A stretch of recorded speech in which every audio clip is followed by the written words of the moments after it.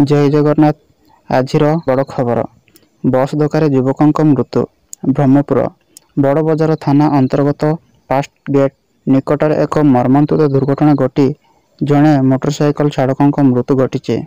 सूचना अनुसार जमापड़ी जे बड़ बजार थाना अंतर्गत सीताराम साहि बासिंदा धरणीर बेहेरा कौन कम सहर बार को जाई घर को फेरवा समय उक्त स्थान एक घरोई यात्री बस तांको पछपटू धक्का देइथिला, जहा फल धरणीधर रास्ता कड़े टिके पड़ी मुह माड़ी पड़ जाइथिला, जहाद्वारा तांकर मुंडर गभीर आघात लगी घटनास्थल ही मृत्यु घटीथिला।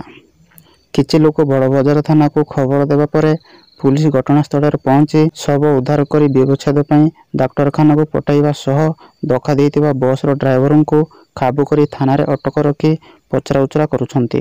रायगड़ा सहर रे कॉलेज छात्रों को हत्या। रायगड़ा सहर रे जड़े कॉलेज छात्रों को बीच रास्तार गोड़ाई गोड़ाई हत्या करा जायछि। मृतक होउछंती रायगड़ा स्वयं साहित्य महाविद्यालय जुक्त 3 द्वितीय वर्षर छात्र प्रमोद कलका।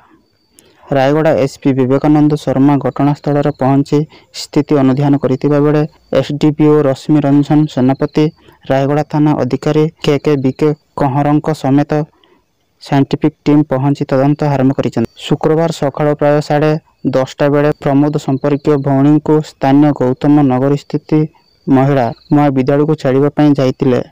सेठारु फेरिबा समय रास्ता उपरे 3 जण युवक तांको अटकाइथिले। किछि बुझिबा पूर्व प्रमोद को धारुआ अस्त्र रे गुटिए पर गुटिए छोट मारी चलीथिले। 3 युवक पर अभियुक्त माने फेरार होई जाइथिले।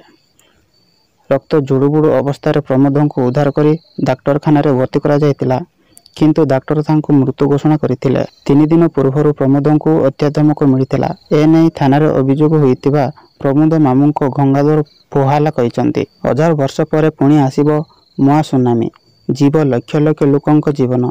एई देश उपरे रहिछि बड़ विपद। वर्ष 2023 शेष हेबाकु जाउछि। एई वर्ष कोरोना द्वारा होइतिबा क्षति पूर्ण करिबाकु चेष्टा कला, किंतु लागुछि 2024 बहुत भल हेबो नाही। आसंता वर्ष सोशल मीडिया रे प्राकृतिक विपर्ययर खबर समस्त को भयभीत करने आरंभ कर देइछि।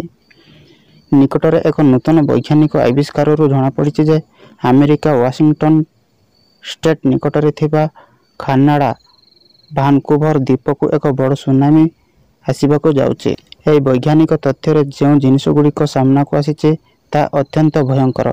कह जाइछि जे एही भयंकर सुनामी रे प्राय 4 लाख लोकंक मृत्यु हेबो। टेक्निक्स नामक जर्नाल रे एही सूचना दिया जाइथिला। कानाडार भानकुवर द्वीप रे उपस्थित थिबा टेक्निक प्लेट गुड़िकर धक्का एक सुपर सुनामी सृष्टि करिबो बोली कह जाइथिला, किंतु सबुठार गुरुत्वपूर्ण कथा हेउछि या पूर्वरु मध्य एही क्षेत्र रे सुनामी एबडी विपदजनक घटना घटिथिला। सेतेबेले भयंकर विनाश होइथिला। विशेषज्ञ अनुसार जदि एटारे सुनामी हुए तेबे प्राय 4 लाख लोक मरिबे। एही त्रुटि रेखा को XEOL XELK flute XLFE Bhavre नामित करिसंती। एही फॉल्ट लाइन 45 माइल पर्यंत लंबिछि। कानाडा व्यतीत एही मोघा सुनामी मध्य सियाटल रे विनाश आनी पारे।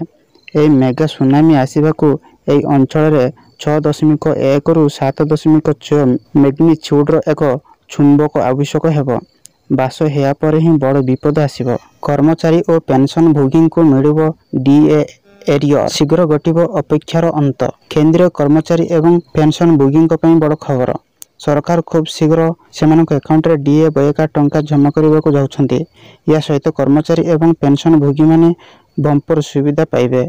अपेक्षार शीघ्र अंत घटिबो बोली चर्चा हेउछि।